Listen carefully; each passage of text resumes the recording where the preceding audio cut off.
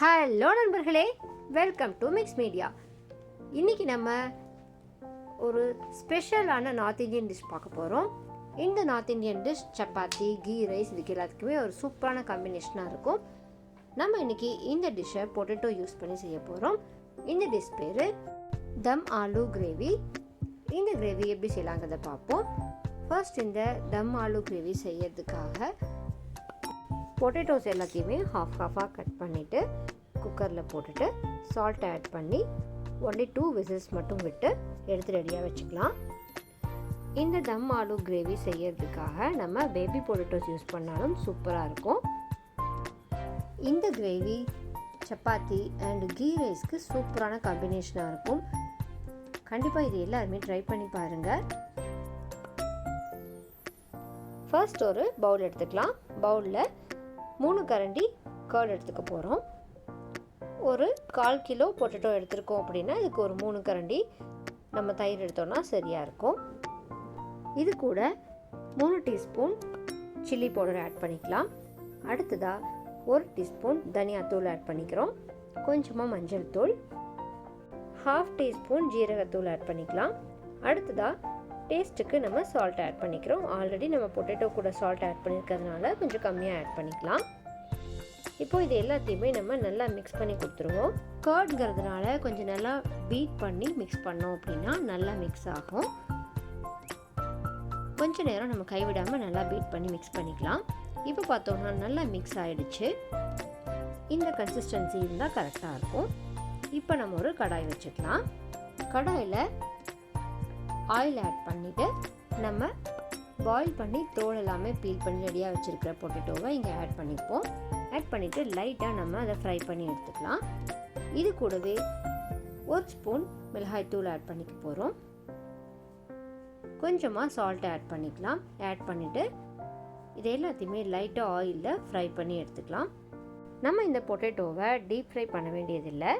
லைட்டாக நம்ம ஆயிலில் ஃப்ரை பண்ணிட்டோம் அப்படின்னா நமக்கு இந்த பொட்டேட்டோ எல்லாமே ஒன்றோட ஒன்று ஒட்டாமல் வரும். அதுக்காக கொஞ்சமாக ஆயில் விட்டுட்டு நம்ம ஃப்ரை பண்ணி எடுத்துக்கலாம். ஒரு 5 மினிட்ஸ் நம்ம இதை ஃப்ரை பண்ணனால இன்னும் கொஞ்சம் கிறிஸ்பி ஆகிடும்.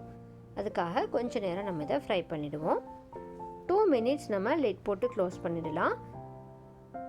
அது கூட நமக்கு அந்த ரா ஃப்ளேவர் எல்லாமே போயிடும். அந்த சில்லி பவுடர் ஆட் பண்ணியிருக்கிறதுனால அந்த ரா ஃப்ளேவர் எல்லாம் போகணும். அதுக்காக கொஞ்சம் நேரம் நம்ம க்ளோஸ் பண்ணி வச்சிட்டோம். இப்போது இந்த மிளகாத்தூள் எல்லாமே நல்லா கோட் ஆகியிருக்கு, நல்லா ஃப்ரை ஆகியும் வந்தாச்சு.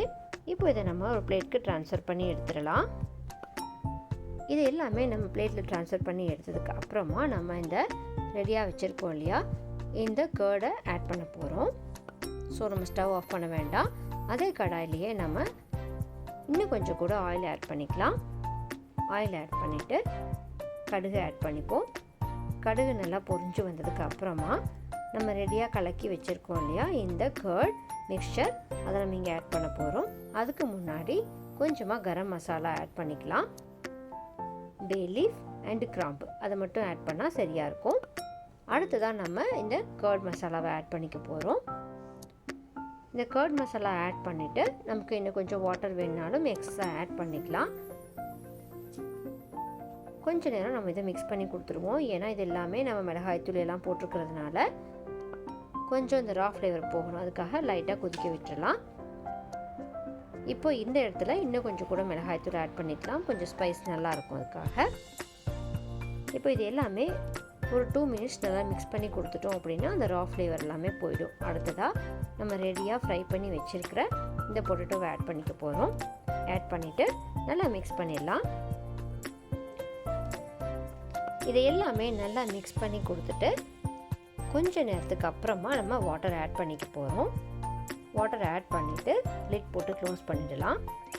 கொஞ்சம் நேரம் இது எல்லாமே நல்லா கொதித்து வந்ததுக்கு அப்புறமா நமக்கு ஆயில் எல்லாமே நல்லா ஃப்ளோட் ஆக ஆரம்பிக்கும். இந்த ஸ்டேஜில் நம்ம சால்ட் டேஸ்ட்லாம் பார்த்து ஆட் பண்ணிக்கலாம். இன்னும் ஒரு 2-3 மினிட்ஸ் நல்லா கொதிக்கணும். கொதிச்சது அப்படின்னா நமக்கு இந்த பொட்டேட்டோ கூட அந்த சில்லி பவுடர் அந்த மசாலா எல்லாமே நல்லா ஒட்டி வரும். அதனால் இன்னொரு கொஞ்சம் நேரம் நம்ம கொதிக்க விட்டுருவோம். இப்போ நமக்கு எல்லாமே நல்லா ரெடி ஆயாச்சு. ஆயில் எல்லாமே ஃப்ளோட் ஆகி வர ஆரம்பிச்சாச்சு. இந்த ஸ்டேஜில் நம்ம கஸ்தூரி மேத்தி ரெடியாக எடுத்துப்போம். நல்லா கையில் க்ரஷ் பண்ணிவிட்டு இந்த கிரேவி கூட ஆட் பண்ணிக்க போகிறோம்.